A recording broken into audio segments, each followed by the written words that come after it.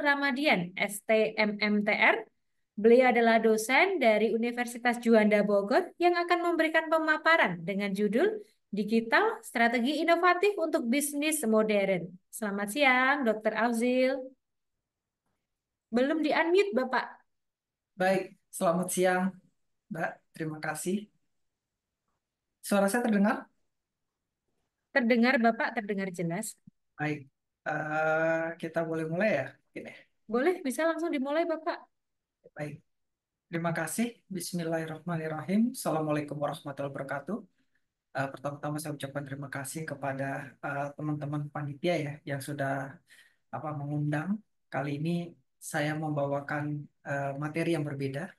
Kalau kemarin terkait dengan UMKM, sekarang terkait dengan bagaimana menguasai pasar digital, strategi inovatif untuk bisnis modern. Persaingan di era digital membutuhkan strategi yang tepat untuk mencapai kesuksesan. Temukan bagaimana memanfaatkan teknologi dan inovasi. Ini keywordnya sebelum kita masuk ke materi-materi. Baik, Bapak Ibu semua, mungkin ada yang belum kenal saya, izin saya memperkenalkan.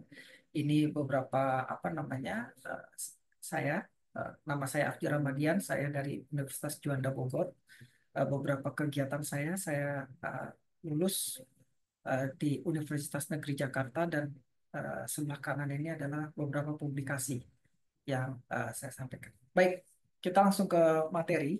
Bapak Ibu semua, terima kasih. Tadi sudah disampaikan oleh beberapa para narasumber yang menyampaikan sebelumnya bahwa kalau kita lihat ini sekarang adalah wajah kegiatan ekonomi saat ini. Kalau kita lihat ini kita sudah luar biasa sekali bergeraknya, apalagi nanti dengan uh, IKN ya, ya pembangunan IKN ini yang dikenal uh, digadang-gadang sebagai smart city.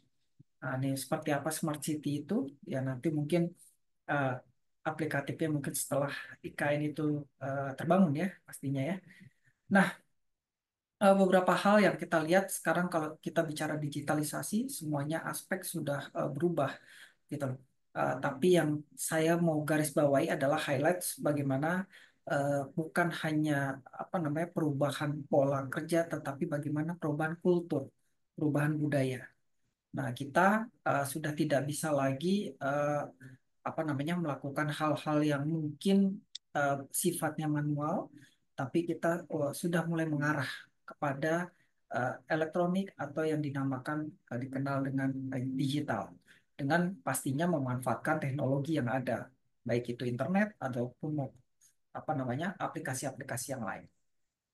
Baik, selanjutnya di sini kalau kita lihat Bapak Ibu semua, di sini ada perbedaan antara perusahaan eh, tradisional dengan digital. Nah, kalau kita lihat Bapak Ibu semua, di sini ada perbedaan yang cukup signifikan. Tapi saya mau garis bawahi bagaimana eh, kita lihat kalau digital company ini atau perusahaan digital itu lebih kepada eh, customer oriented. Jadi bagaimana dia melihat kebutuhan customernya gitu. Nah, sehingga uh, digital company ini kita harus perlu garis bawahi terkait dengan bagaimana suatu perusahaan itu bisa agile, bisa lincah dalam menghadapi perubahan ini. Nah, uh, perbedaannya cukup signifikan, mulai dari kalau tradisional itu product center development, habis itu uh, tradisional hierarki yang mungkin masih ada silo-silo, fokusnya kepada unique and market share. Nah, tapi ini sudah berubah semuanya, mulai dari design thinking, agile collaboration interdisiplin dan lain-lain kalau kita lihat di sini ya. Nah, ini adalah beberapa perbedaan daripada tradisional dan digital. Nah, Bapak Ibu semua, saya coba lanjutkan. Di sini kalau kita lihat gambaran dari berbagai inovasi daripada aspek. Nah, ini kalau kita lihat di sini mulai dari banyak ya perubahan kita lihat kalau dahulu kita coba mau menonton TV aja mungkin sulit atau layarnya juga harus ini sekarang kita menggunakan HP aja sudah cukup gitu loh dengan fasilitas yang luar biasa. Jadi kita nggak perlu cari-cari channel TV, colok-colok kabel. Sekarang cukup ada internet saja sudah cukup. Nah, ini gambaran perkembangan inovasi dari berbagai aspek. Kita lihat Bapak Ibu. Nah, lebih lanjut lagi, saya coba apa lebih dalam lagi teman-teman semua. Mungkin ini yang perlu diperhatikan di slide ini. Bagaimana pertimbangan dalam mengadopsi teknologi. Terkadang kita banyak perusahaan uh, ingin mengadopsi, melihat tadi pemapar sebelumnya menyampaikan eh, kita harus berbeda. Betul, kita harus berbeda, tapi memang dalam mengadopsi teknologi kita juga harus lihat bahwa kira-kira ini customer ini butuh nggak. Jangan sampai semua Bapak Ibu membangun apa namanya proses, tapi ternyata customer ini tidak butuh. Nah, ini yang apa banyak yang terjadi sehingga ya udah aplikasi tinggal aplikasi gitu loh. Karena customernya tidak membutuhkan ya jadi tidak digunakan. Itu yang pertama. Terus yang kedua adalah bagaimana merubah mindset daripada eh, para pegawainya pastinya. Jadi bukan hanya apa namanya merubah apa namanya kegiatan tapi bagaimana merubah pola kerja juga, budaya kerja dan lain-lain. Nah, yang perlu diperhatikan di sini, saya mulai lihat pembiayaan. Ini perlu ada uh, memperhatikan keahlian pastinya, regulasi dan budaya organisasi. Nah, ini empat komponen yang perlu Bapak Ibu semua uh, pahami ya dalam mengadopsi suatu teknologi. Nah, bagaimana tahapan-tahapannya? Nah, kita lihat karena kita nuansanya akademik, kita mulai dari penelitian, penilaian, analisis, pembuktian, dan implementasi dan perluasan. Nah, ini beberapa hal, 5 poin yang perlu teman-teman perhatikan dalam mengadopsi suatu teknologi. Nah, selanjutnya, nah, dalam menerapkan teknologi, kita tahu yang terpenting adalah bagaimana kapasitas pimpinannya. Karena kalau pimpinannya mindsetnya tidak digital, itu akan sulit kita dalam mengadopsi daripada teknologi yang sudah ada. Nah, ini kapasitas pimpinannya perlu di-upgrade, mulai dari teknologi, habis itu visinya seperti apa, culture, governance, dan yang jelas pemimpin harus dapat memberikan arahan dan menjaga istilahnya bagaimana perkembangan daripada teknologi. Nah, ini kapasitas daripada pimpinan perlu diperhatikan. Nah, aspek utama budaya digital. Nah, kalau di dalam World Economic Forum, nah, ini kalau kita lihat ada 4 poin yang dibahas di sini, mulai dari kolaboratif, tadi sempat disampaikan juga data driven, customer centric, dan bagaimana inovasinya. Nah, ini saya coba memilah-milah, membagi supaya lebih mudah mencernanya. Nah, bagaimana kolaboratif, pemahaman bahwa pekerjaan akan menjadi lebih cepat terselesaikan apabila melibatkan orang lain. Itu highlights-nya. Jadi kolaborasi antar bagian harus sering dilakukan. Nah, dalam digitalisasi ini bukan hanya sekedar melibatkan satu daripada struktur organisasi aja, tapi semua kesinambungan sehingga ada integrasi di sana, ada sinergi di sana. Nah, jadi tidak bisa suatu perusahaan hanya satu bagian saja. Nah, kalau satu bagian saja nanti yang satu bagian lagi tidak, akhirnya tidak ada integrasi, tidak berjalan proses digitalisasi. Nah, bagaimana data driven juga teknologi ini adalah suatu kunci daripada apa namanya pelaksanaan daripada budaya digital. Nah, ini tadi yang saya bilang customer centric. Nah, jadi harus melihat apa kebutuhan customer. Customer ini butuh nggak? Jangan nanti teman-teman bangun aplikasi yang secanggih-canggihnya, tapi aspeknya maaf ke orang-orang yang sumpama contoh yang menengah ke bawah, yang mungkin tidak membutuhkan. Nah, ini yang repot. Nah, jadi kalau aplikasi itu, kalau saya berfilosofi sedikit, buatlah aplikasi semudah eh, membuat status di Facebook. Karena membuat status di Facebook itu nggak ada bukunya. Gitu. Jadi itulah apa namanya terkait dengan aspek utama budaya digital.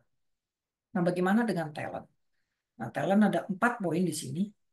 Pengembangan talent berorientasi pada pengembangan hard skill, soft skill, digital mindset. Nah, ini perlu ada pemerhati mulai dari teknologi, cyber security kita perlu perhatikan, customer engagement, dan yang terakhir adalah bagaimana bisnis.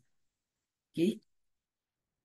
Nah, ini saya sering menekankan di sini. Jadi customer centric orientation service mulai dari customer engagement, experience, insight, dan customer trust perception. Jadi kalau 4 poin ini dipegang oleh suatu yang membangun rangkaian digitalisasi, mungkin pelaksanaan digitalisasi itu bisa dapat berjalan dengan smooth. Karena memang kalau kita lihat di sini 4 komponen inilah yang menjadi poin utama daripada service. Nah, terakhir, saya menyampaikan sedikit bagaimana transformasi digital bukan hanya tentang teknologi, tapi lebih penekanan pada perubahan budaya dan keselarasannya, dan strategi akan menjadi hal yang sangat penting untuk keberhasilan transformasi digital. Kita tahu perjalanan transformasi digital itu lumayan kompleks, jadi bukan hanya melibatkan adopsi teknologi baru, tetapi juga perubahan budaya dan strategi yang signifikan dalam sebuah organisasi. Nah, beberapa kendala umum mungkin seperti apa namanya resisten daripada ininya, habis itu misaligned objektif dan lain-lain. Nah, ini ada beberapa 3 poin yang biasanya kendala yang dihadapi. Nah, ini adalah contohnya. Kita lihat di sini ada transformasi yang pelaksanaannya yang cukup bagus itu adalah transformasi di Bank DBS yang merupakan contoh utama yang bank tradisional yang dapat berevolusi menjadi pemimpin digital. Nah, bagaimana dia berorientasi kepada kepuasan pelanggan sehingga proses digitalisasinya itu dapat berjalan. Baik, mungkin dari saya itu nanti kita bisa lanjutkan dengan diskusi. Demikian, billahi taufiq wal hidayah. Wassalamualaikum warahmatullahi wabarakatuh. Terima kasih. Waalaikumsalam warahmatullahi. Baik, Bismillahirrahmanirrahim. Selamat sore, Ibu Wahyu. Baik, Bapak, ada 2 pertanyaan yang datang dari Kak Junior. Mungkin bisa langsung dijawab, Bapak. Baik, terima kasih kepada Pak Junior ya. Oke, yang pertama adalah salah satu kelebihan digital eh, company adalah tidak perlu membuka lahan toko untuk memajang produk. Nah, ini betul sekali terkait dengan tersebut bagaimana cara strategi kita. Dia bertanya bagaimana strategi untuk menyentuh langsung produk yang akan dibeli, tetapi tidak bisa dilakukan jika berjualan di e-commerce. Nah, ini konsumen yang tipikalnya pengennya langsung melihat. Nah, bagaimana strateginya? Yang pertama adalah saya ingin menyampaikan ada kita strategi daripada menggabungkan strategi online dan offline pastinya. Jadi dengan strategi ini kita coba buka yang namanya pop-up store atau kita collaborate dengan event di mana kalau pop-up store itu buka toko sementara di lokasi-lokasi strategis atau saat event-event tertentu. Nah, ini memungkinkan konsumen untuk melihat dan mencoba produk yang Pak Junior tawarkan. Kolaborasi perlu bergabung dengan event atau pameran yang relevan dengan produk yang terjangkau pastinya oleh audiens. Nah, yang penting itu adalah bagaimana menciptakan pengalaman berbelanja yang unik. Nah, sehingga apa namanya dengan combine antara online dan offline ini kemungkinan besar mungkin ada diferensiasi yang ditawarkan ketika Bapak Ibu semua berjualan di e-commerce.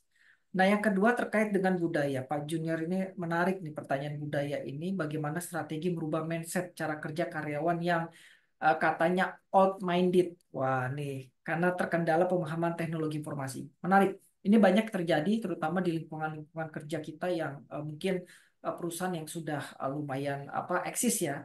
Nah, yang pertama adalah saya akan menekankan terkait dengan perubahan mindset karyawan yang terbiasa bekerja secara konvensional. Memang membutuhkan kesabaran dan pendekatan yang tepat. Nah, strategi-strateginya yang pertama adalah pendidikan dan pelatihan yang terstruktur, mentoring, pasangkan karyawan yang lebih senior dengan yang lebih muda dan paham teknologi. Pertama, membuat lingkungan kerja yang mendukung aksesibilitas daripada teknologi itu pastikan semua karyawan itu memiliki akses yang mudah terhadap perangkat dan infrastruktur yang dibutuhkan. Fostering culture of learning, jadi ciptakan budaya yang positif di tempat kerja di mana karyawan didorong terus untuk belajar dan mengembangkan diri. komunikasi yang efektif menggunakan bahasa yang sederhana. Gunakan bahasa yang mudah dipahami, hindari istilah-istilah yang rumit, sehingga yang old-old ini nih mungkin mudah memahami. Nah, itu yang beberapa hal lain, insentif dan berikan apresiasi. Habis itu pendekatan personifikasi itu perlu. Dan yang terakhir, kolaborasi dengan generasi muda. Jadi libatkan karyawan yang muda yang eh, familiar dengan teknologi untuk menjadi mentor bagi karyawan yang lebih senior. Mungkin beberapa tips dari saya itu. Demikian, Bu Wahyu. Terima kasih. Baik, terima kasih Dokter Afzil yang sudah menjawab pertanyaan dari Kak Junior Firdiansyah. Kemudian pertanyaan berikutnya ditujukan